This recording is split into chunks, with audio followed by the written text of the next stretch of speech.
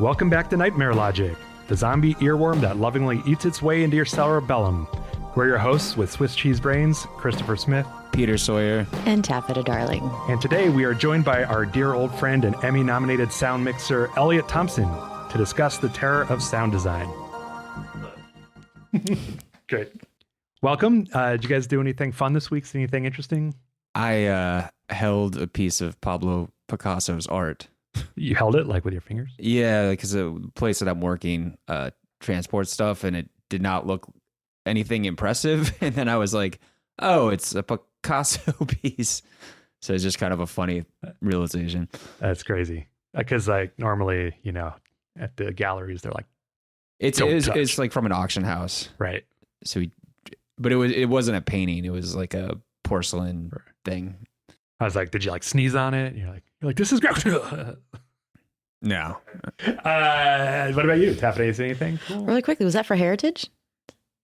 Was that what it was, the auction house? No. Was it? Okay, because I've seen those like clay pots and this porcelain stuff and ceramics he's done. Yeah, it probably That's was cool. one of those. Maybe was that like a series? No. Well, because like Heritage used to have some of those, so that's I was curious. I was like, oh my god, I've seen some of those. So I'm curious if it's from the same series that he had put out. Anyways, it's possible. It was just like a one-off, and it just then I saw the name and I was like, oh wow. Yeah, it's not impressive. No, I get what you're saying. I was like, I've done that and been like, I think maybe the paintings. You stick to that. Can I tell Picasso that? He's Stick to painting. Okay. I saw a movie called Liverleaf, a Japanese movie from 2018 by, I'm going to butcher their name, Isuki Nayato, and it's written by Rensuke Oshikiri and Mieko Tadano, and it's a pretty interesting movie because it reminded me of a very dark Mean Girls that was like takes place in a village snowbound in Japan, but it's not. It's like it's a revenge movie about bullying, and the characters are so cruel. So the tone's like really like, oh fuck. But then when it gets to the killing, the gore is shocking, but it's also kind of silly. So it feels like a interesting contrast for what it is. But the ending is pretty interesting. Like I was ultimately impressed with this. When was that? 2018. And what's it called again? Liverleaf, which is a plant that I guess deals with hardships and comes back strong, sort of, which ties to the theme of the movie, I guess. Nice. But it was cool. And I also saw Send Help, the Sam Raimi movie that came out, I think in January.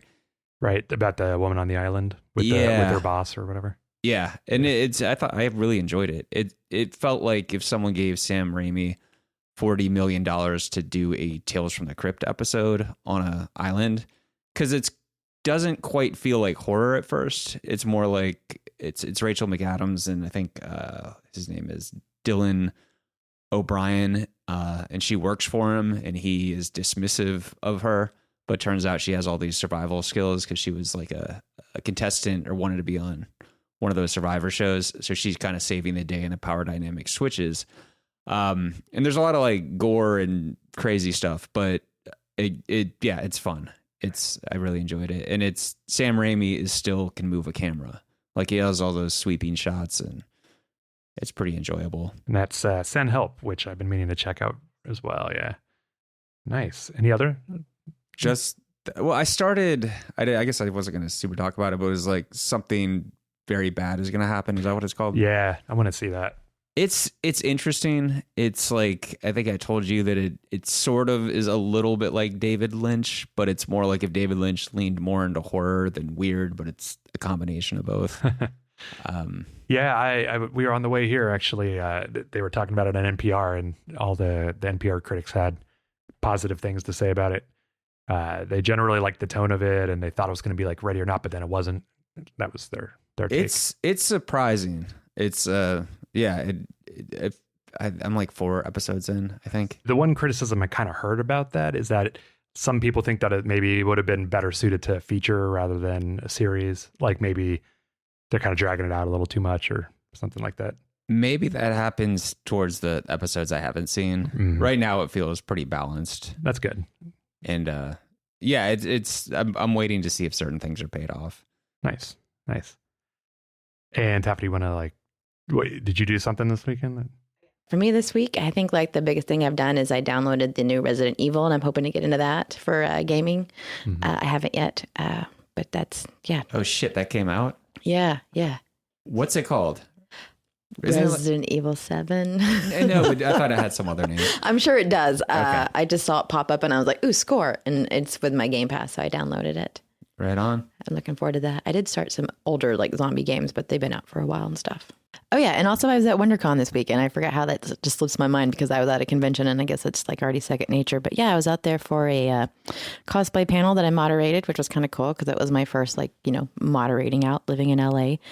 And also WonderCon is like the sister show to San Diego Comic-Con, so that's kind of nice to just have that I've actually officially done something for Comic-Con International. So that was neat. Did you do cosplay while you were on the panel? I didn't. I thought about it because I did have some, stuff, but it's all in storage. And at some point, the idea, even though I was like right there, I could have grabbed something. I didn't. Well, I don't know. If I were running things, I would insist that the cosplay panel featured cosplay. But I did see your photos, and that one woman had was it a Fantastic Four costume or something? She was Phoenix. Phoenix. Yeah, okay. yeah. There was one girl, because they were the cosplayers. I was more moderators, so I think there's a little bit of leeway for me to where I didn't actually have to be in costume. But yeah, there was a couple of photographers, which was nice because usually it's just focused on the cosplay, but to have the photographer point of view, and I was able to ask them questions since they were my questions. But yeah, it was cool. I'm like, all right, here I am in California doing panels for California stuff now. So that was a nice little milestone. Nice. Well, congratulations. Yeah, I haven't really watched that much just because it was Ozzy's birthday this week, and I had family in town, and that he's a big 2-year-old now. I did watch a little Miss Rachel and Mickey Mouse he's into right now. What's Miss Rachel? What's Miss Rachel? Yeah. The life of a childless person. I'll explain off air. Yeah. Yeah.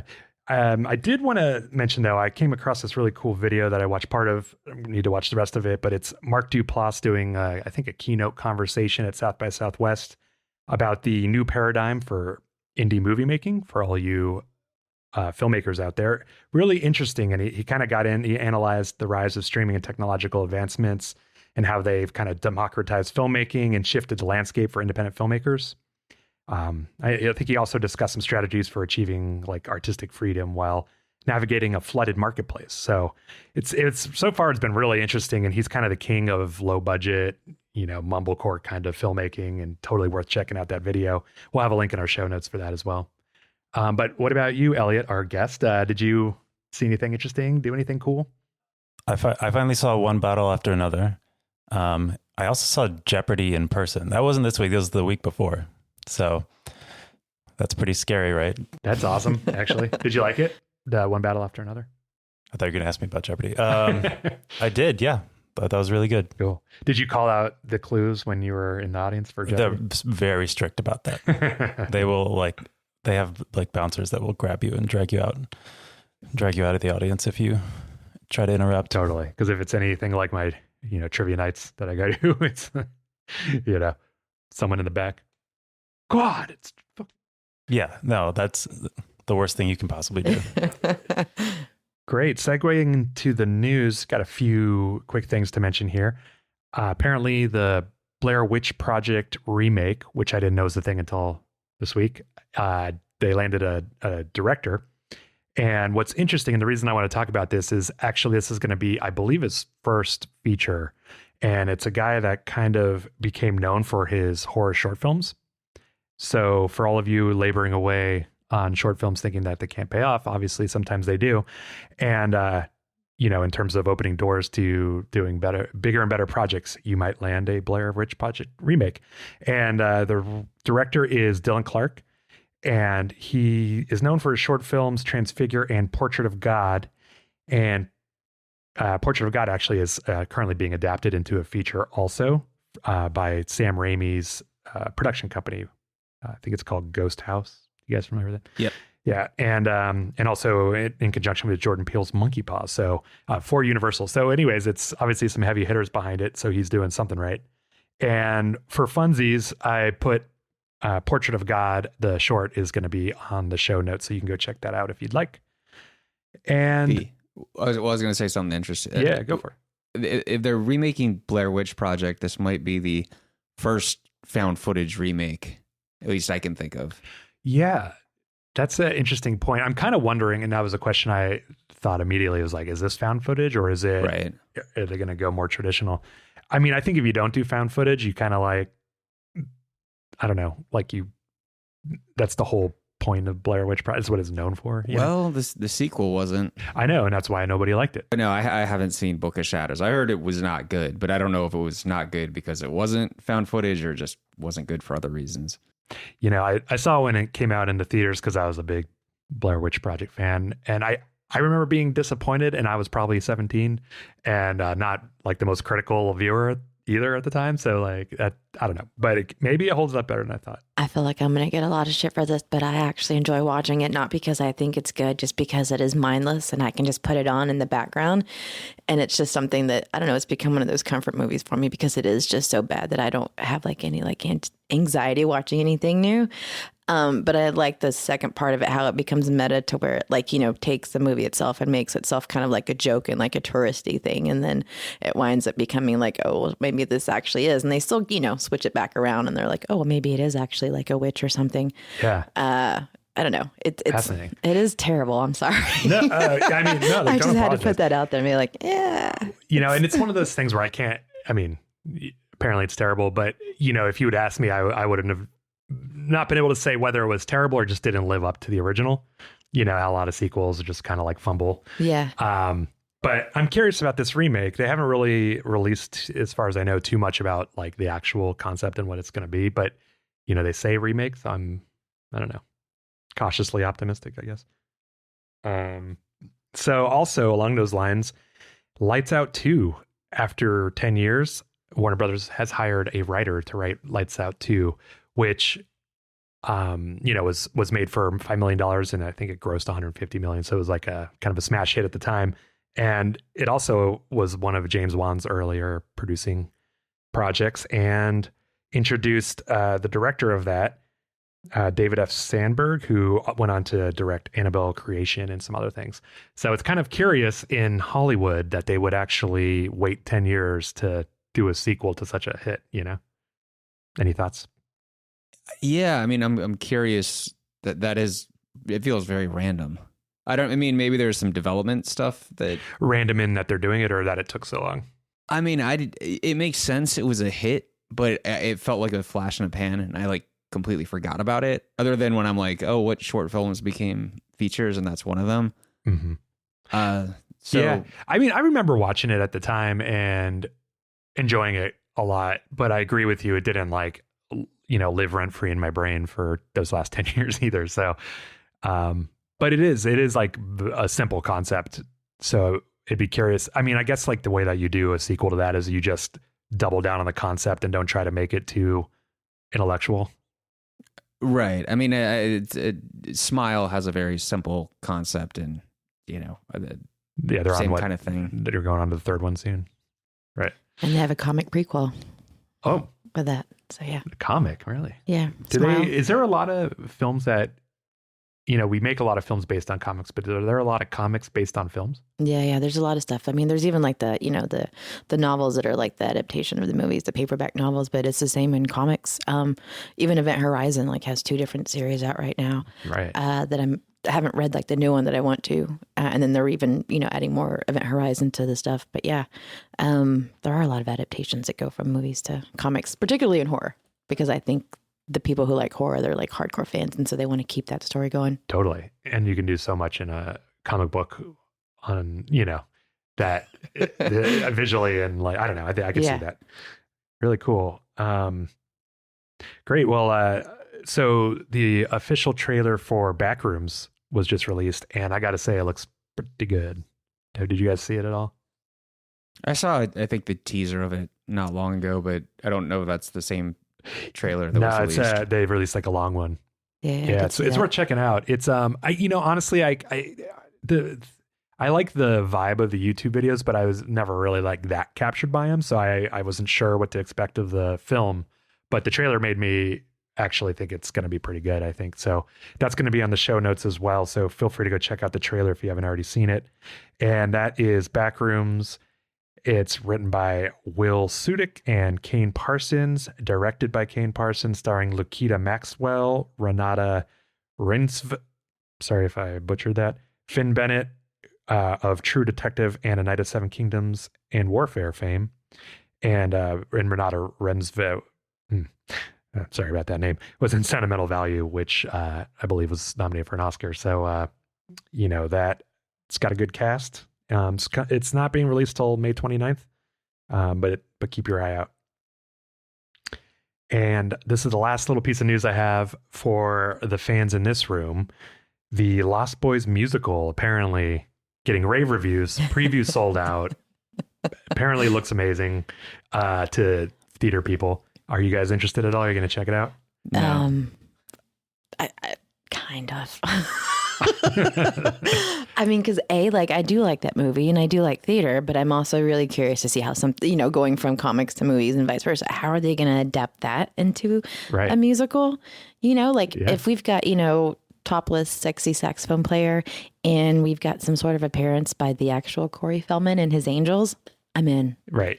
That's hoping though. I don't think that they've tapped Corey Feldman for this production. I would probably wager that. But it's interesting. There's kind of this trend of them remaking or not remaking, but adapting horror movies into stage performances, because they just obviously have a Stranger Things one out right now that's doing well, and then there's the Harry Potter one, which isn't really horror, but I think we're seeing a lot more of that crossover, like what we were just talking about with comic books. So they had a Beetlejuice that's right musical for a bit, which got really good reviews. Right. And I mean, I guess it's nothing new. You got Phantom of the Opera, which has been done in every version, but that was originally a musical, right? So like with Lost Boys, it's one of my favorite movies, but I don't think it's a spectacular horror movie. Like I don't find it super scary. No. So you look at Lost Boys and it's more like about outsiders finding themselves and whatnot among other outsiders. Kids move to town with their mom. So I think that's what they're probably. Yeah, it's really, a good pitch. Someone should really make that into a musical.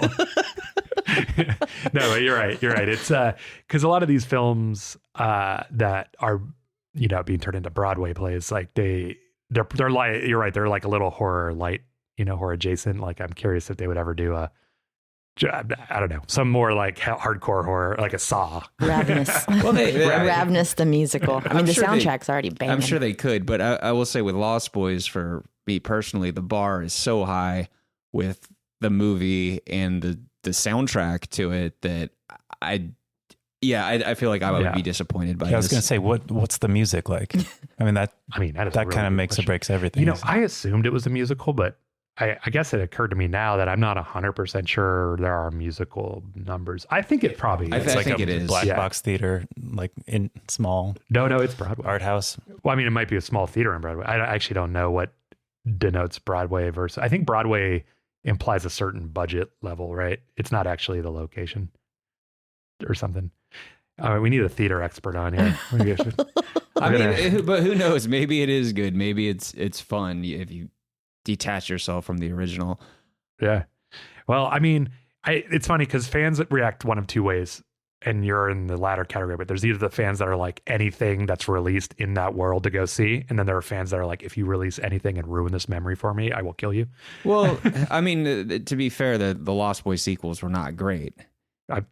First time I knew there was a sequel, to be honest with you. Yeah. So. Well, there was the Lost Girls script, which actually was fantastic. That never got made, and it should have. But the sequels to it, just like... Man, we should track that down and try to get it made. Well, I mean, it's you don't have. Yeah. All right. Well, did you also have a news item you wanted to share, Peter? No, I mean, I can share this because it's news, but I've already forgot the name of the director. It's the director of I Saw the TV Glow. It's been tapped to do the They Live remake. Mm. Jane, I don't have it in front of me, Yeah. so maybe I actually shouldn't enjoyed the TV Globe movie. I mean, it was fine. It was like a mood piece. Yeah, exactly. I mean, it was obviously low budget, but I think that's the thing about low budget is you kind of have to lean into the difference. You know what I mean? Like the uniqueness of your project. And I think they did a good job doing that. And Fred Durst was in it, which is Right. That was the main reason. To not watch it. You honestly you're wouldn't- gonna get some haters. No, you wouldn't know it unless you see it in the credits because he's Yeah. the dad behind the wheel of the car. And like, I was like, wait, that was Fred Durst? I did a movie with Fred Durst. Oh yeah, Yeah. Elliot. He was pretty funny. Yeah. I mean, look, I got no beef with the man other than I'm not a big fan of the music, but Yeah. you got. I mean, you got to respect, I guess, that they're popular. I'll just say he was better in it than I thought. Nice. What was the movie? Y2K. Ah, okay, he was in that. That's right. Yeah, well, it's kind of a spoiler because you don't know he's getting. I mean, he's listed in the credits, so it can't be that much of a spoiler. But he kind of makes an appearance towards the end. As himself or as a As himself. Nice. He helps save the world. Well, I mean, I didn't know I wanted to see that movie, but I guess I do I now. know, yeah, that's the next thing, yeah. Yeah. Is that out or is it coming out soon? It's been out. Oh, it's Yeah. been out. Okay. See, I'm behind a little bit. It's probably. I think it's on streaming on HBO. Whatever they call HBO now. Right on. That's cool. Well, thanks for that. And did you tap it? You're good. Okay. Well, we got a few movies dropping this week. The first one is Hunting Matthew Nichols, which is written by Sean Harris Oliver and Macklin Tarasuk. I'm sorry, Markian Tarasuk, who's also the director and also one of the actors. Sorry, I didn't get your name right there. But it also stars Miranda McDougall, along with Markian and Christine Wills. And the premise of this is that after 2 decades after her brother mysteriously disappeared on Vancouver Island, a documentary filmmaker sets out to solve his missing persons case. When a disturbing piece of evidence is revealed, she comes to believe he might still be alive. And this is billed as a horror thriller, so I'm curious about it. The trailer looks great. That'll be on the show notes as well. Again, that's Hunting Matthew Nichols. And then also this week is I should mention that this is April 10th that I'm talking about, that weekend. And there's another thriller called Newborn coming out, which is written and directed by Nate Parker. And it stars Aidan Stocks, Matthew Milray, and Barry Pepper. And this one is about, the logline is, after serving 7 years in solitary confinement, Chris Newborn seeks to rebuild his life and reconnect with his family, only to find out that freedom has become a terrifying psychological battleground. Are you guys familiar with either of these? Not at all, no, but I'm curious. Especially you said Barry Pepper, and I was like, I haven't heard his name in a while. Yeah. I mean, neat. What's Barry Pepper from? I think it's the guy that was in the Suicide Squad, right? Wasn't he a crocodile? Killer Killer Croc? That sounds right. I'm pretty but sure it's I'm Killer not Croc. 100%. Yeah, that's the last thing I can picture him in. Yeah. That's why I was And like, it's been a while. the trailer for this also looks kind of good, and that'll also be on the show notes. So I'm curious to check them both out. It's hard for me to get to that many films in a week, but and if I get a chance, I'm gonna check them out for sure. And the last thing I want to mention that's coming out, I guess, is Pluto TV announced that they're doing this April Ghouls Day celebration. And so it's the beginning of April when we're recording this, and I guess all month long they're doing a celebration of horror on Pluto TV with films including Hellraiser 1 through 10. There's 10 Hellraisers? There's probably more. Holy Christ. Children of the Corn 1 through 9, Paranormal Activity 1 through 6, Friday the 13th 1 through 8, and Scream 1 through 3, as well as series such as The X-Files, Ghost Whisperer, Charmed, The Twilight Zone, Twin Peaks, and Dark Shadows. So lots of good horror content for free on Pluto TV if you want to go check it out. I like that. April Ghouls. April Ghouls. Clever. Yep. All right. I guess that brings us to our main conversation today, which is going to be really fun, and I'm really excited for personally because we get to pick the brain of a very old friend of Peter and I's, Elliot Thompson, who is a Emmy-nominated sound mixer. And, we should probably let him describe what he does because I'm probably not going to get it right. But Peter, do you want to take it away? Yeah, Elliot. Hey, thank you for joining us. No problem. So I guess let's get into how you got into like all things post-production sound. All right. So I work in post-production sound. I started off sort of doing whatever I could because there's many facets of post-production sound. There's effects editing, there's dialogue editing, there's Foley recording, there's location sound, and then there's like supervising sound editor where you're recording ADR, and then there's re-recording mixers who kind of mix all the elements together at the end. What I focus on now mostly is mixing dialogue and music, and dialogue editing. And so and I do some ADR as well, recording or supervising, but yeah. So, I mean, we can get into the specifics of what all those are if you want, but that's sort of that's a great. simple rundown. That's good. That's helpful. Well, here's a question that just occurred to me, Elliot. When you learn things, are you more of a visual learner or is it audio or like, because I'm wondering like what propelled you to want to like do sound stuff? That's a good question. I actually do feel like I'm a visual learner, which is funny. So I don't know if this were the 80s or something, I don't know if I would have gotten into sound design because I really enjoy, I mean, there's always something visual about it because of the screen. But I like seeing the waveforms on the computer. It's a weird thing to say, but I could see that as an editor. And so for me that it's become such a part of it. Although it's good to sometimes not look at that and just listen, and then you'll end up often making better decisions when you do that. But I do. Yeah, it's funny that I do feel like I am a visual person. I could see how you're using both senses, one to help the other because... Yeah. They're probably not entirely unrelated. Well, yeah, the idea I think is for them to just click, so they're all one thing, Yeah. Yeah, and I think when you're a visual learner, I mean, it's almost more like that part of your brain, which is probably also the same part of your brain for audio. It's like the more creative part of your brain versus that kind of a more logical part, I think. Mm-hmm. I don't know. Checks out to me. So. Yeah. No. With all those like different, I guess, skills regarding, because if you look at like IMDb, the first thing you'll see is like sound department, and then you could do any one of those. Is there one that you gravitate towards the most that you prefer? Yeah, I actually like working with dialogue, which is, I'm probably in the minority as far as sound designers go, but I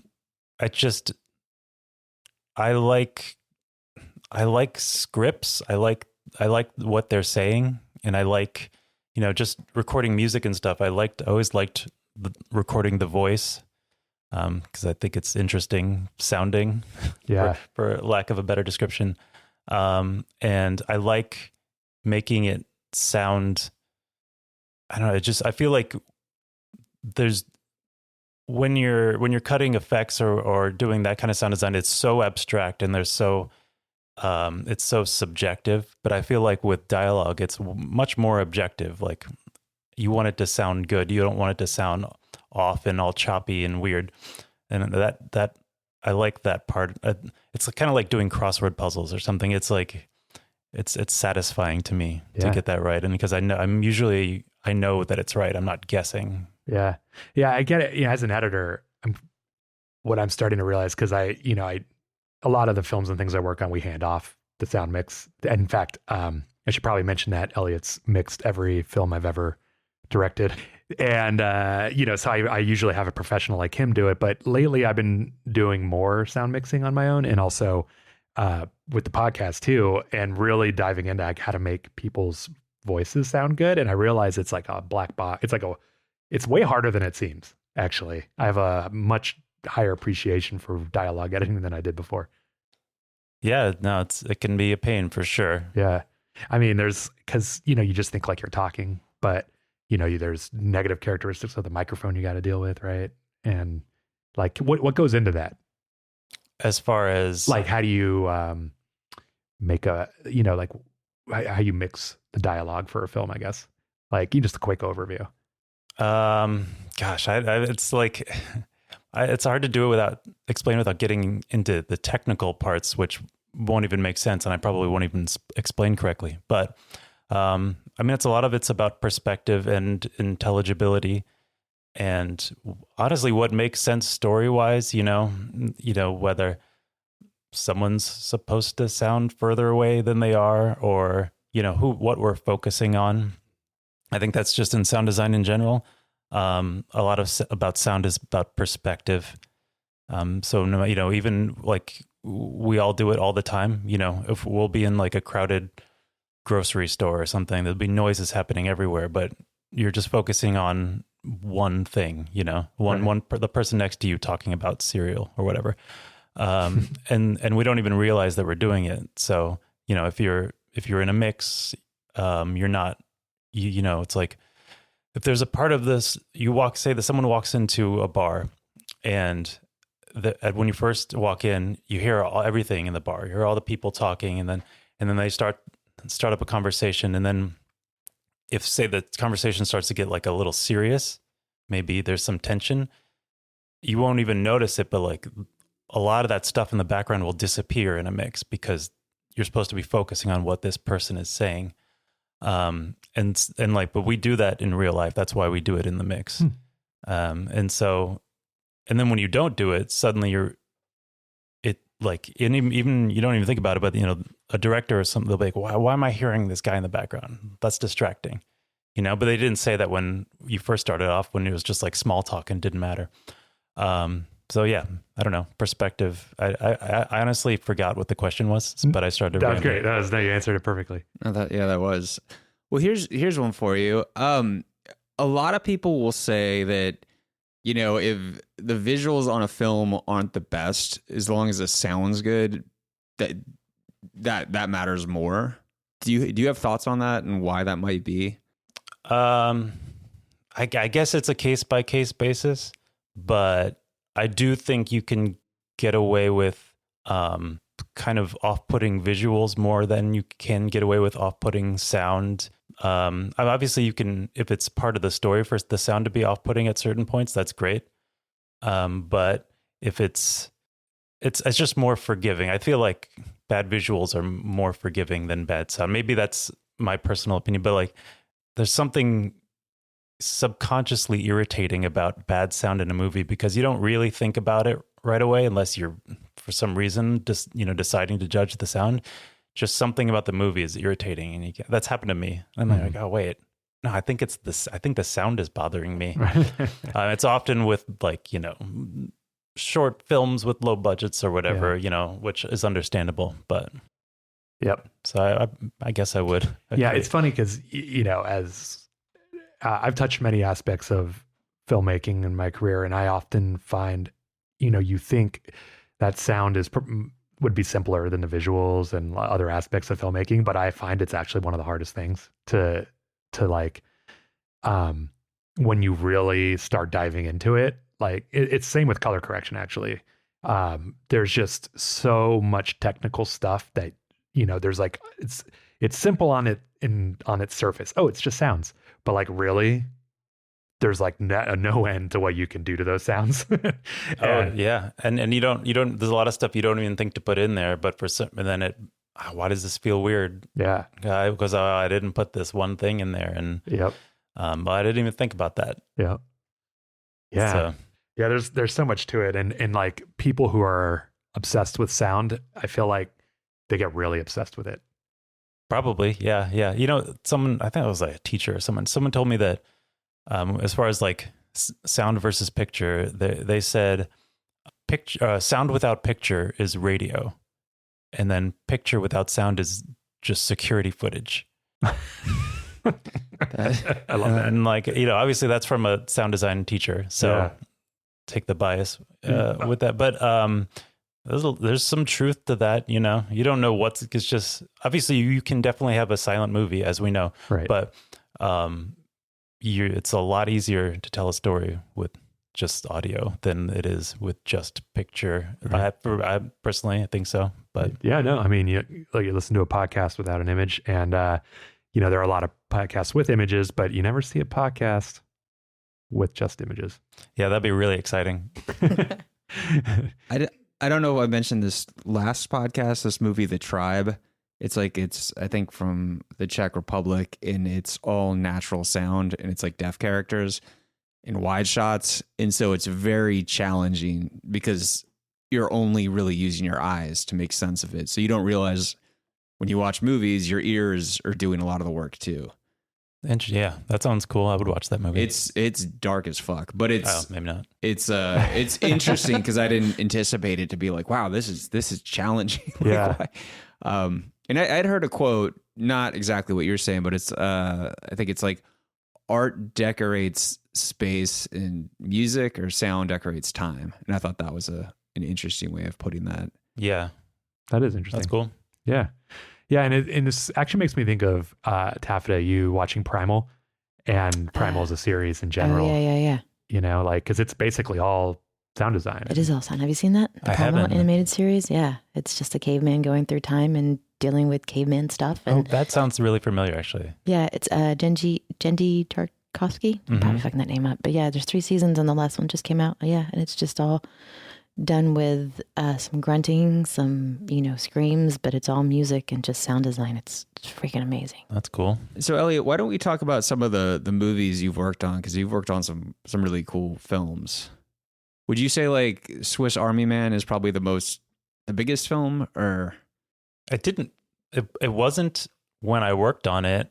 Maybe by now it is, just because of the Daniels. It's still the most unique experience I've had in film. Probably one of the best experiences I've had. So yeah, I'm happy to talk about that one. Yeah. Well, in addition to that, you want to just list a few of the ones that people might know at home? Particularly if you want to just throw in some of your more horror thriller genre kind of films. Sure. Well, we did mention Y2K earlier.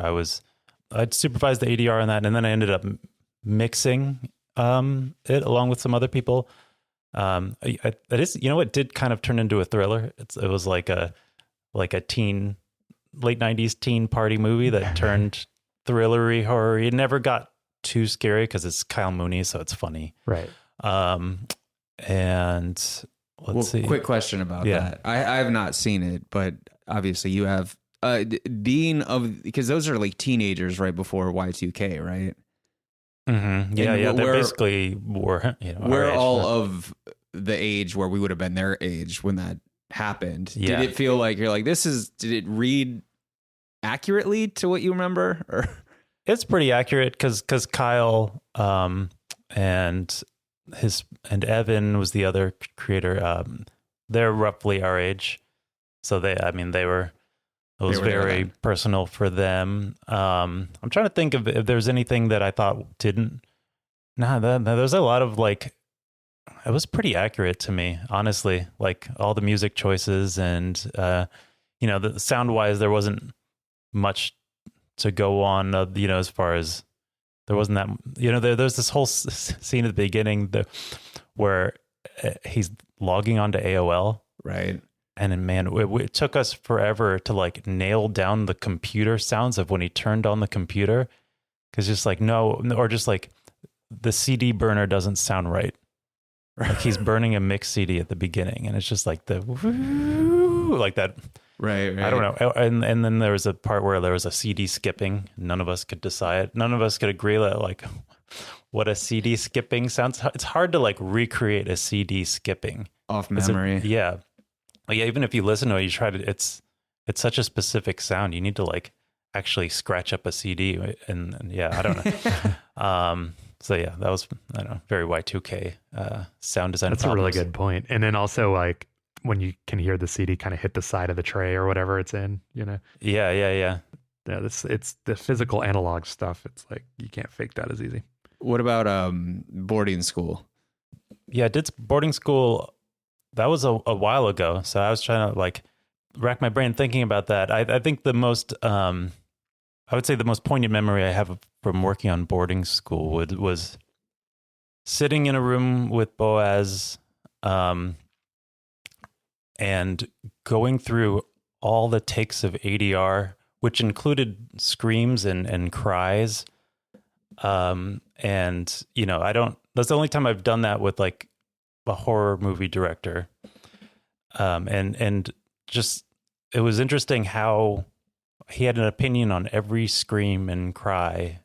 You know, it's like things that you kind of think, oh, they screamed there, move on, you know, they don't, but like, no, it had to, like, we re-recorded a lot of screams. There's stuff, anything that was happening off screen, like cries and screams, like he wanted a very specific rhythm to it. It's like, no, this scream and then this scream and then this laugh and then this like moving things frame by frame. I was there all day doing that with him. And like, that's the kind of thing, like there's no way I could have predicted what, you know, with a lot of stuff, you know, I think I have an idea of where, you know, to place stuff and which takes to pick. But when it came to that, I was just like, you tell me. Right. So we sat there while we painstakingly went through each scream and like editing it, like cut off that last little shriek. And then, yeah, I imagine every director you work with is a little bit different on what they care about or how hands-on they are. Yeah. It's wild how different they are. I think Boaz, and his last name Yakin, does that sound right? Yeah, I never, because he did called him by his last name, so I just he did Remember the Titans. Like, I don't think he's done much. Remember horror. the Titans. Yeah, that was my high school. Yeah, T.C. Williams.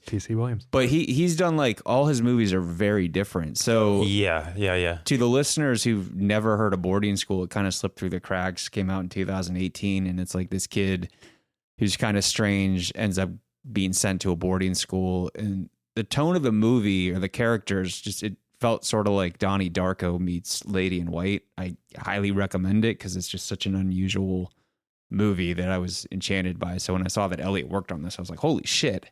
Yeah, it's funny because I didn't know who he was or anything. I was because I was like working on the dialogue, and then I didn't see the credits or anything, and then I spent a day in a room with him. I'm like, that guy was interesting. And then they're like, oh yeah, he did all these things. Like, I'm like, oh, kind of big deal. All right. You worked on a lot of things that I think are kind of notable. I might just list a few. That's cool. Yeah, go for it. Yeah, like, Honey Boy, since Shia LaBeouf's in the news right now. Uh-huh. All the Untold sports documentaries on Netflix, I think you worked on. Yeah, I do all those over. Yeah.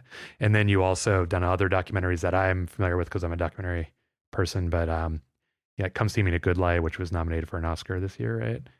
Yeah, I cut the dialogue on that. I didn't actually meet anyone that worked on that, but yeah, I was like, oh, okay, cool. Yeah, and it's about a poet who I had known in Boulder when I lived there. I was wondering, she's Colorado. Yeah, I actually know her. I wouldn't say I know them. I guess they go by them now. I don't know them. Sorry. Like, we met them a few times, but like only in passing, but like kind of swam in the same circles, you know, and I'd seen them perform a number of times, but it was a great film. I really enjoyed that one. But your Emmy nomination was for Wild Wild Country, and you were gracious enough to bring me to the party at Ted Sarando's house or whatever. I forgot. Yeah, I did take you to that. It was so fun. All the like Stranger Things kids running around and whatnot. I feel fortunate to have worked on that. Like, I know I'm not unaware that my Emmy nomination had a lot to do with just the popularity of that documentary, but I also know that we worked really, really hard on that, so I don't feel too bad. But that was a good year. Great. That was a good year to get nominated. That was some fun parties. It was like the last Game of Thrones and a bunch of... Oh, yeah, that's right. And then, a lot of, at the party itself, I think there was like Queer Eye guys were there. Mm-hmm. Diane Keaton was there. Diane Keaton, that's right. Yeah, that was wild. And man, what a house. Like, that place was incredible. I know, it's probably his guest house. Right, totally. And you also did Mystery Science Theater, which I was a huge fan of the first run of, and you did the second run, I think, right? Yeah. I mixed that. That's cool. Robot Chicken. BoJack Yeah. Horseman. You did some Gotcha. animation. I worked on a little bit of Robot Chicken. Of course, our friend Dylan Markey was one of the main animators for that show. Oh, he's so rad. We should do an episode of stop motion with Dylan. That'd be so fun. Yeah, absolutely. Yeah, you should. You'll have to stream it with him from Prague, but Yeah. he will happily do that. Yeah. Elliot, here's a question. With sound design, like from what I know of it, you see things on YouTube and it's like, all right, I got to create footsteps or certain sounds. Like, what are some of the craziest sounds you've had to like create, whether the sound's not crazy, but you had to do something very unexpected? Does anything come to mind with that? One of my first projects that I ever did was back when I was because I ended up going to grad school for sound design. And it was my friend Adam's short film. It's called The Bicycle, and there was no dialogue in it. There was and he recorded it without sound. And I ended up using it as like my kind of thesis project in school. So it's perfect for me. There's some voiceover, but then like, because he wanted to do it cheaply, he just like, it looked beautiful, but then he's like, here you go, but make some sounds. so there's a voice like telling you like, and then this happened and this happened. But I had to recreate all the sounds, which was fun because I got to like, I realized I could make the bike sound however it wanted. So like there was a part where the guy threw the bike away, and I was like trying to make it like I took my bike and I was like making it squeak kind of in ways where it sounded like it was kind of whimpering and things like that. So it's not, I guess it's using a bike to make bike sounds is not that weird, but it was fun to be You're like giving it personality and emotion. Yeah. To like anthropomorphize, if I said that word correctly, a bicycle, like using its own sort of like squeaks and sounds. That was, I it's funny. I was like, great, this is what sound design is going to be like. This is going to be so much fun. And then like, I rarely get to be that creative, unfortunately, but, Elliot mixed, my first documentary, which I believe was right after you got out of school, right? That was like the first thing. And so I think you showed me that short back in the day, and I remember being like stoked about it. It was good. Yeah, that was good. Yeah, that was what, 2012, 2013, something like that. Yeah. Wow. It's been 14 years, Yep. Elliot. I feel like we have a long working relationship. That's really great. So one thing that I'm tracking with on all the things that you're saying is just how, for people not that familiar with the filmmaking process, they might assume that sound design and sound mixing is just like a thing that kind of like a part of the finishing process, but really you are also a storyteller.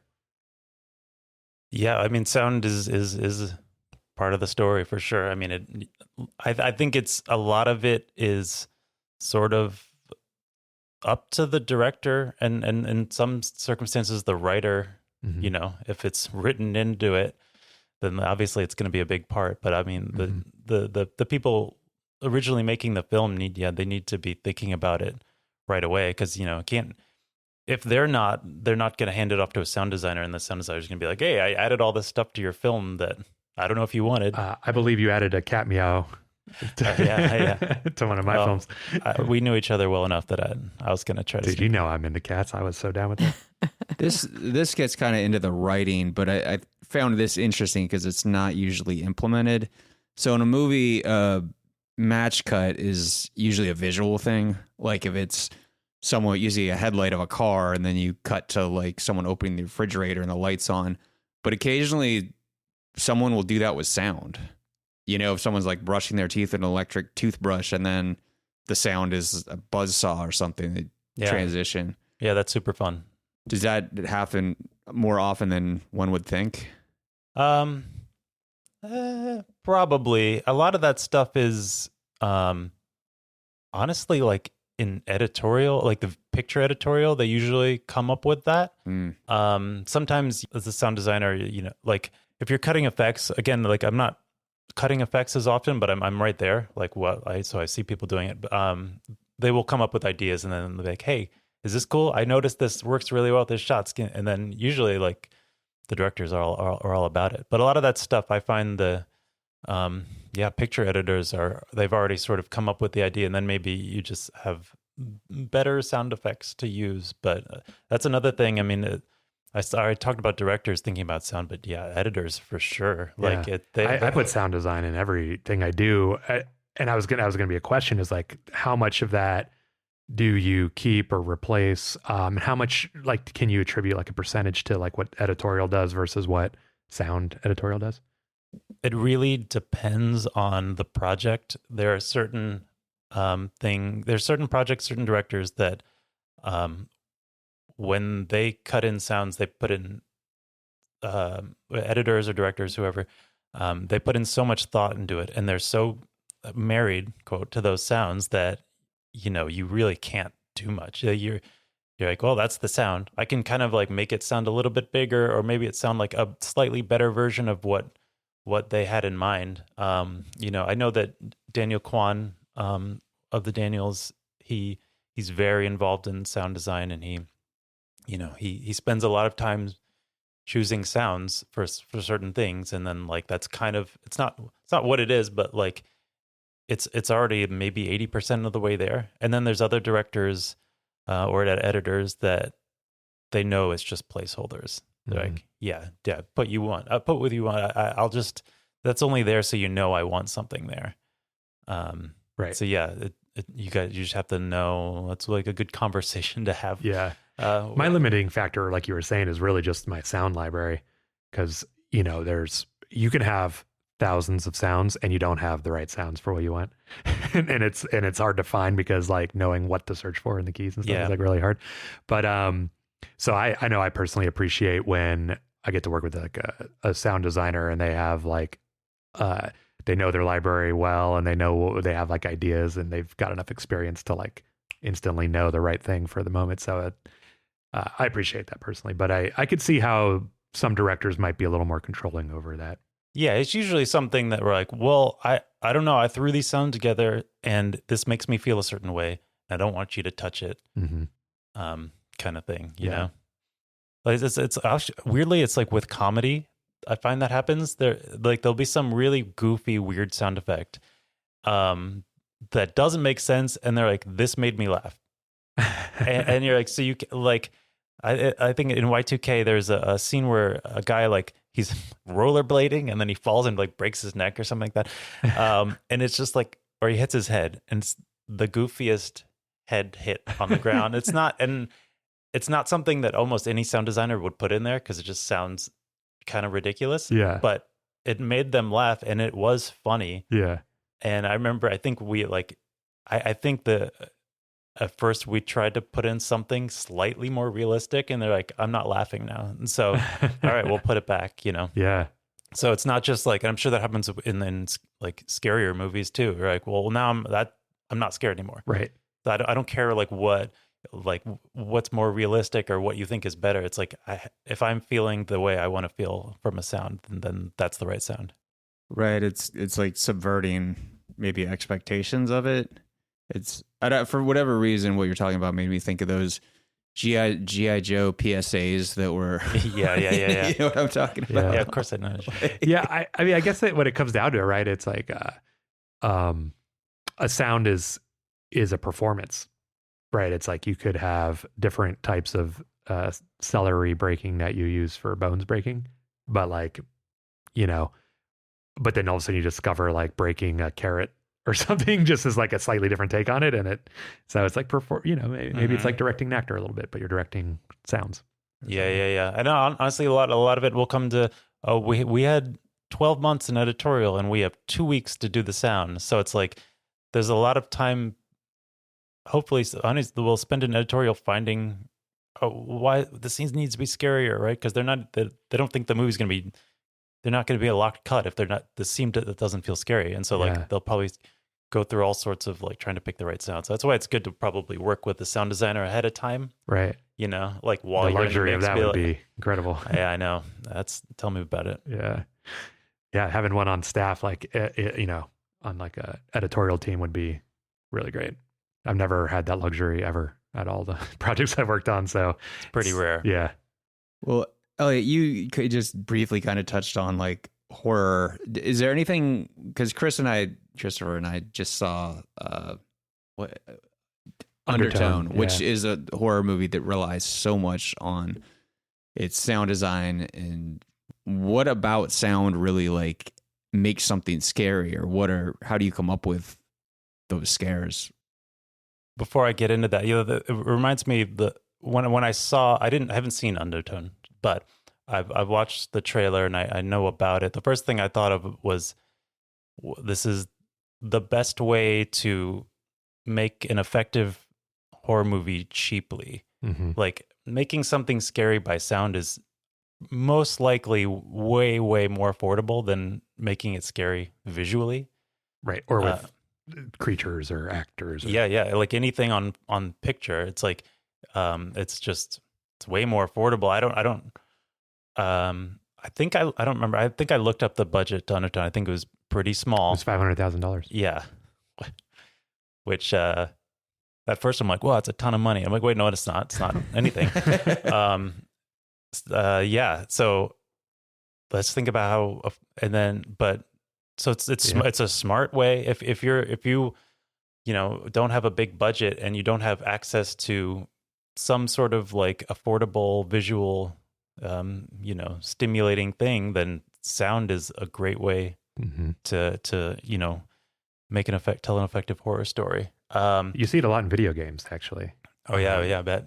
Yeah, because the atmosphere is so. I mean, you don't have like a linear story, so you're creating atmosphere a lot of times, or like jump scares or things to keep that vibe. Yeah, I had a feeling you were going to ask me something like this, and because since I haven't done a lot of actual sound design on horror movies, I asked my friend Andrew Twite, who's worked on a lot. Oh yeah, he worked on my film Currency.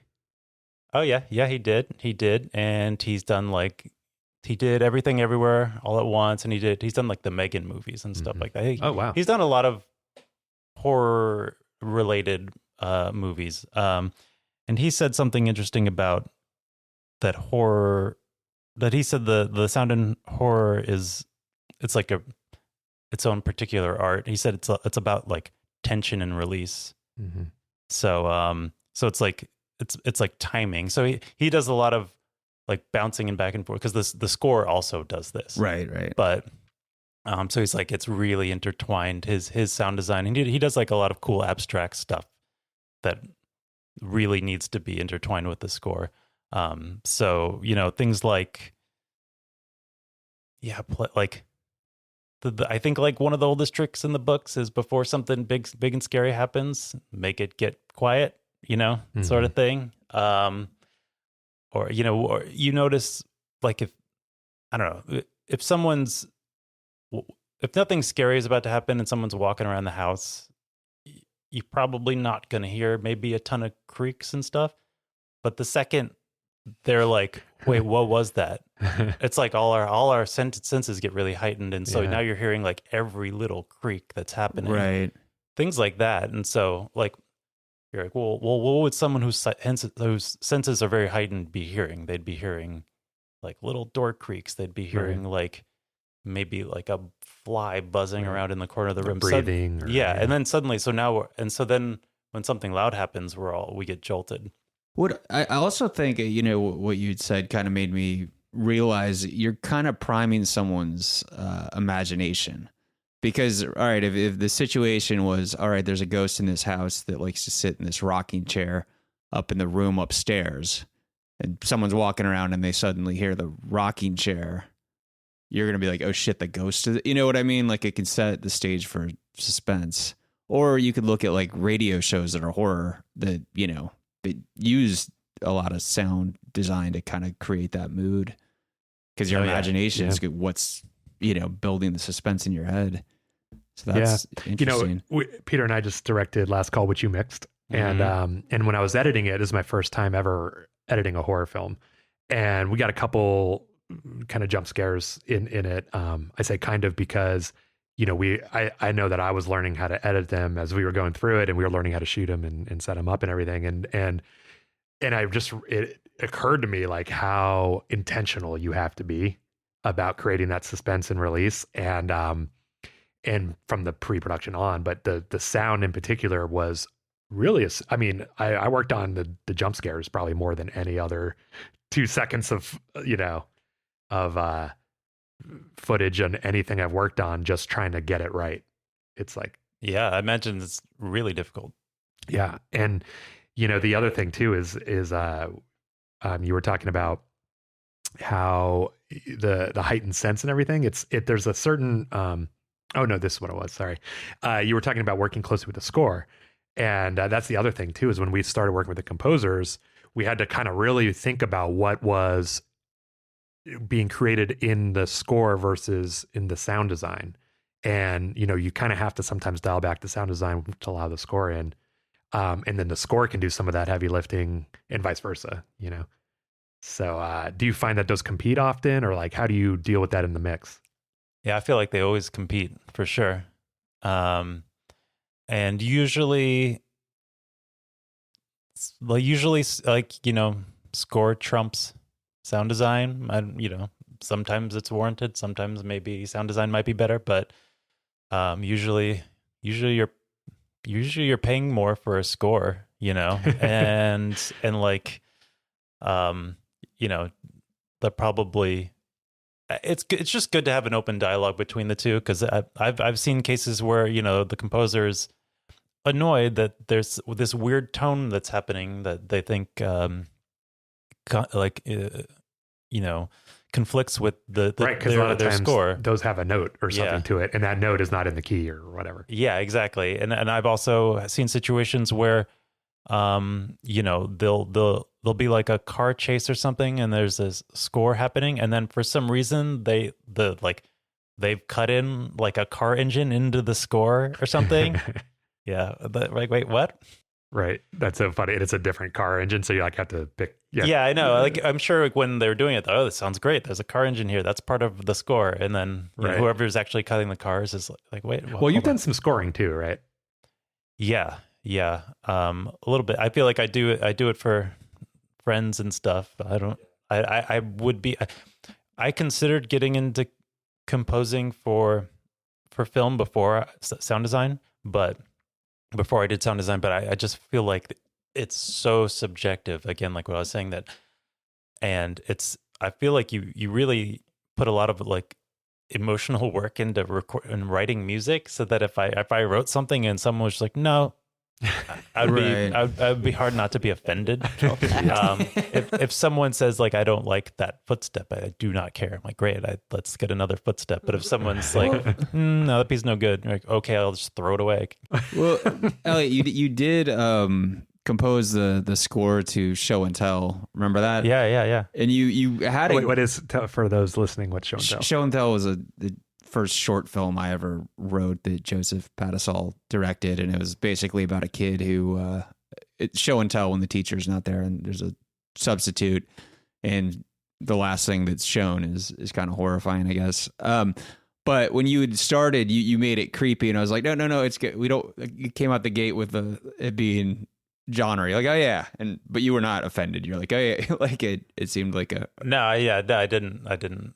I feel like we added it on because I'd already done the sound design, and then sort of let's throw in the score.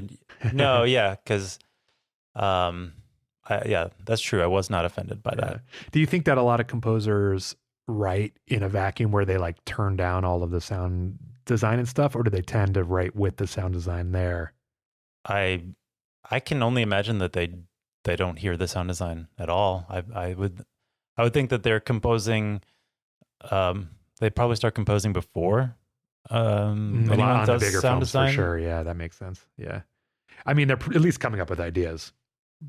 Yeah, I feel like the more experienced people are, the more everyone knows who everyone should be in contact with, and those are good to work on. Yeah, interesting. And I got a fun question for you. Yeah, how many Wilhelm screams have you put in any projects?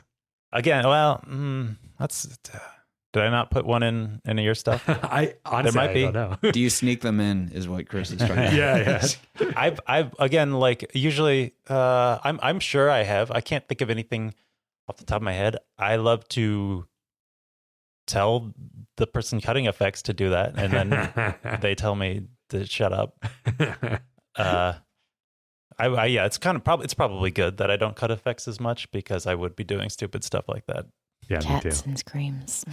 Yeah, I know. Well, I've tried to get my cats in shows, and I think that was the most offended I think I was. I did I worked on a show, and there was a scene where it was like a cat besting show, all cats.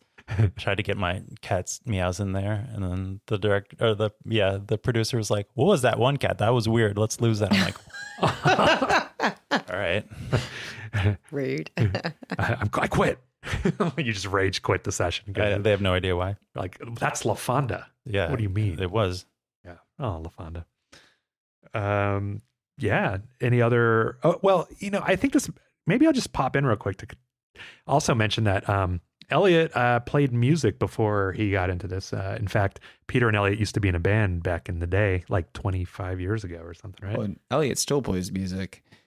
That's right. Yeah, like more of a hobby, I guess, at this point. Yeah. But yeah, Peter and I were in a band in high school in the 1900s, Yeah, last century. last millennium. And then you were in a band after that, and you have some projects now. My favorite one is your Gregorian chant-based project. Yeah, I wouldn't call it Gregorian chant, but it is medieval themed. Funny enough, someone contacted us. They're making like a video game for Steam that's coming out soon, and it's called Bodega Dungeon.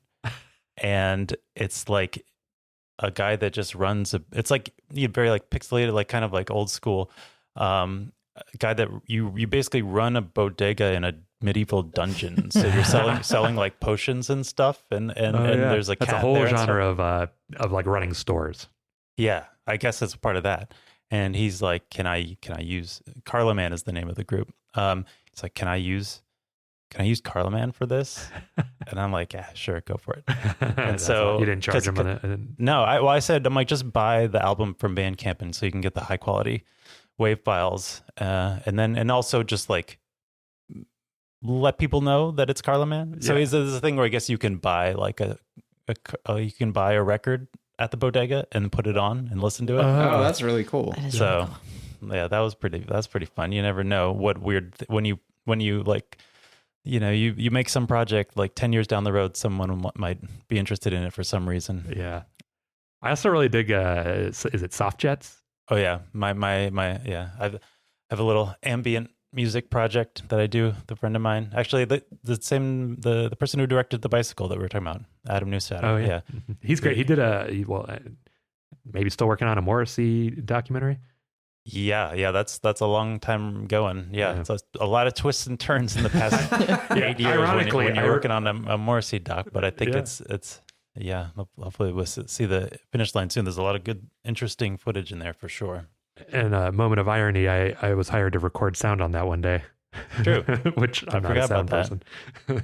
Now, but you have done that exact job before, just with your own movies. Yeah, exactly. I record my sound on my own projects all the time, but I don't claim to be a pro like Elliot. So I do claim. Tavita, did you have questions for Elliot? Oh, no, I'm good. I think you guys covered a lot of it. It's been interesting. Thank you. Yeah, no problem. Yeah, thanks for coming, man. I mean, I could honestly, I feel like we scratched the surface. We could dive into this, particularly like specific films and stuff you've worked on. Maybe we'll have you back in the future. But thank you for taking the time. No, I think we covered all the things I was thinking about. Awesome, man. Great. Well, Hopefully that made sense. oh, you made perfect sense. And we're gonna, maybe before we start the next project, I'll pick your brain about, how to like really think about sound from the beginning, to incorporate it. Cause I think that's definitely think about it. Don't just like wait till the end and be like, oh wait, maybe sound will save our movie. Don't try to avoid that. Yeah, totally. All right. Well, thanks a lot. Has anyone got any fun plans for the week? Jesus, where's my head at? Do I? Yeah. Well, I know I'm going to watch Something Very Bad's Going to Happen. Is that what it's called? Something Very Bad is going to. Yeah, it's a really long title. Yeah, I want to check that out. I'm gonna watch that for sure this week. And I'm going to Florida, which, speaking of, we may or may not take a break for a week if we can't figure out how best to record from a distance. But one little piece of housekeeping that we have is that our film Last Call, which we've talked about a number of times on here, including today, will be premiering at the International Horror and Sci-Fi Film Festival, which is a mini festival inside of the Phoenix Film Festival. And that is premiering on April 10th. And anyone in the Phoenix area who is listening to this, feel free to go check it out. In fact, we encourage you to. And there's going to be 3 screenings, one on the 10th, and then I think on the Friday and Saturday of the following weekend. And we're still deciding, but Peter and or I may be in attendance. So come check out the film if you want to, hear or see what all the hype is. Yeah, no, I think That's good stuff. All right, cool. All right, thanks, Elliot. Yeah, man. Thanks for coming, Elliot. That was really fun.